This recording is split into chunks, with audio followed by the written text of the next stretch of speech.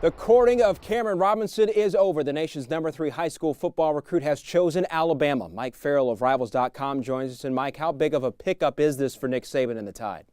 Well, I mean, every pickup is big for Alabama, but it's really not a surprise because they do recruit at a different level than everybody else. I mean, they've won multiple national titles. They win recruiting titles every year. So for them to go into the state of Louisiana, pull a 5-star out, they did this a couple years ago with safety Landon Collins. They're doing it again now with Cameron Robinson. I think the writing was on the wall with this one when Cameron pushed up his decision from January at the Under Armour All-American Games to make it now, right after his good friend, childhood friend Cameron Sims, a wide receiver, decided to go play for Alabama. So I think, again, the writing was on the wall. Now, what does this mean?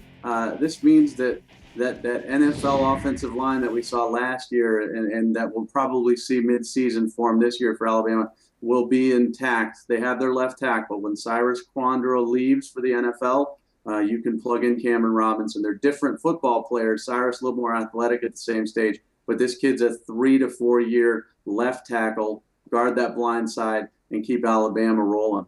All right, he's 6'6", 320 pounds. In your experience, what do you think is going to be the biggest obstacle for him making that transition as a highly recruited high school player to the SEC? Not just college football, but what we see in the Southeastern Conference. It's going to be the mental transition, I think, picking up the offense, learning the speed of the game. I mean, it's a different level, obviously, from high school. You have to adjust to a lot of different things. He's used to dominating smaller players.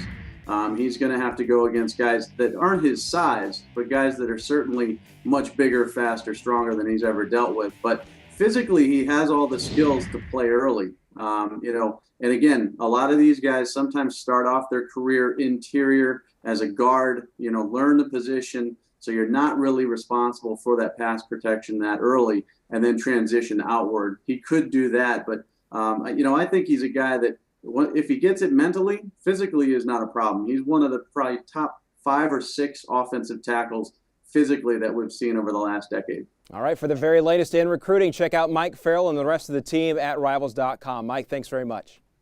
You're welcome.